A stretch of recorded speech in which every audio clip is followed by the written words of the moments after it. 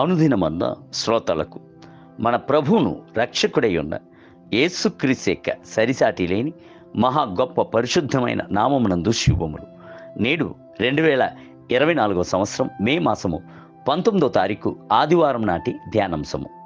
సమృద్ధిగా మత్స్యములు. దేవుడు జలములలో వాటి జాతి ప్రకారము జలములు సమృద్ధిగా పుట్టించిన మహా మత్స్యములను జీవము కలిగి చలించు వాటినన్నిటినీ సృజించెను. ఆదికాండం 1వ అధ్యాయము 21వ వచనం. 5వ దినమునందు ఆకాశపు పక్షులను మాత్రముగాక సమృద్ధిగా మత్స్యములను ప్రభు సృష్టించెను. ఇదిగో విశాలమైన మహాసముద్రము, అందులో లెక్కలేని జలచరములు, దానిలో చిన్నవి పెద్దవి జీవరాశులున్నవి. 104వ కీర్తన 25వ వచనం. చూడుడి, ఈ చేపలు నీటిలో జీవించును, ఊపిరాడక చనిపోవటలేదు. అంత మాత్రమే కాదు, పూర్తిగా ఉప్పుతో నిండిన సముద్రపు నీటి యందు ఎన్ని సంవత్సరములు జీవించినను తమ యొక్క శరీరమునందు ఉప్పు చేరకున్నట్లు కాపాడుకొనుచు జయ జీవితమును చేయిచున్నాయి. అలాగనే దేవుని ప్రజలయందు జీవమై ఉన్న క్రీస్తు ఉండినట్లయితే వారు తమయందు పాపము ప్రవేశింపకున్నట్లు తమ్మును కాపాడుకొందురు, జయ జీవితమును చేయుదురు. దేవుని మూలముగా పుట్టిన ప్రతి వానిలో ఆయన బీజము నిలుచును కనుక వాడు పాపము చేయుడు. వాడు దేవుని మూలముగా పుట్టినవాడు గనక పాపము చేయజాలడు.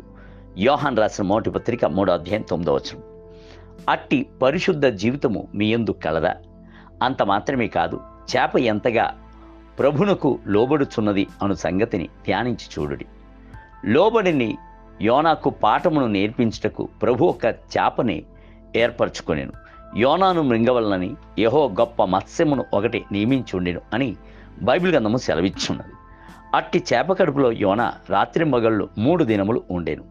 యోనా దానిని చేప కడుపుగా ఎంచలేదు, పాతాళపు గర్భమునందు ఉన్నట్లుగా ఏంచెను. యోనా గ్రంథము 2వ అధ్యాయం 2వ వచనం. చేప కడుపునందే లోబడుట అవశ్యము అను చక్కటి పాఠమును యోనా నేర్చుకొను. బైబిల్ గ్రంథము సెలవిచ్చుచున్నది, యెహోవా మత్స్యమునకు ఆజ్ఞ ఇయ్యగా అది యోనాను నేల మీద క్రక్కివేసెను. యోనా గ్రంథం 2వ అధ్యాయం 10వ వచనం. లోబడుట ఉత్తమము, ప్రసంగముల కంటేను బలుల కంటేను లోబడియే ఉత్తమము. చేపలను సకల జీవరాశులను సృష్టియు ప్రభునకు లోబడుచున్నప్పుడు మీరు ప్రభునకు లోబడవలసింది ఎంతటి అవశ్యము. సుంకపు పన్ను చెల్లించుటకు చేతిలో ఏమీ లేనప్పుడు యేసుక్రీస్తు పేతురును చూచి మొదట పైకొచ్చు చేపను పట్టుకొని దాని నోరు తెరచినెల్లా 1 షెకెలు దొరుకును అని చెప్పిన. మత్తయి సువార్త 17వ అధ్యాయం 27వ వచనం.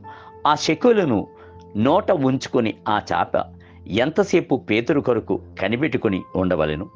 షెకెలు నోట ఉంచుకొని ఉండుట అనేది మిగుల బాధాకరమైనది, వేదనకరమైనది ఉన్నది. చేప దవడ అంతయు తట్టుకోలేని నొప్పి కలిగి ఉండును. అంత మాత్రమే కాదు, పేతురు వచ్చి దాన్ని పట్టుకునేంత వరకు దానివల్ల ఏమీ భుజించలేకపోయాను.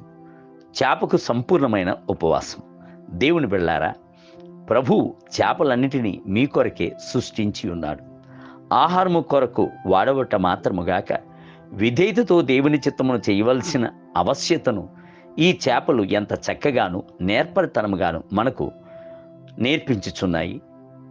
నేటి ధ్యానమునకై లోతునకు నడిపించి చేపలు పట్టుటకు మీ వలలు వేయుడి. లూకాసు వార్త 5వ అధ్యాయం 4వ వచనం.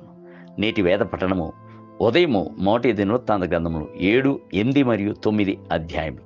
సాయంత్రం యోహాను సువార్త 6వ అధ్యాయం 22 మొదలుకొని 44 వచనములు. ప్రభు ఈ పునరుద్ధానపు దినమునందున ధారాళముగా దీవించునుగాక. ఆమేన్.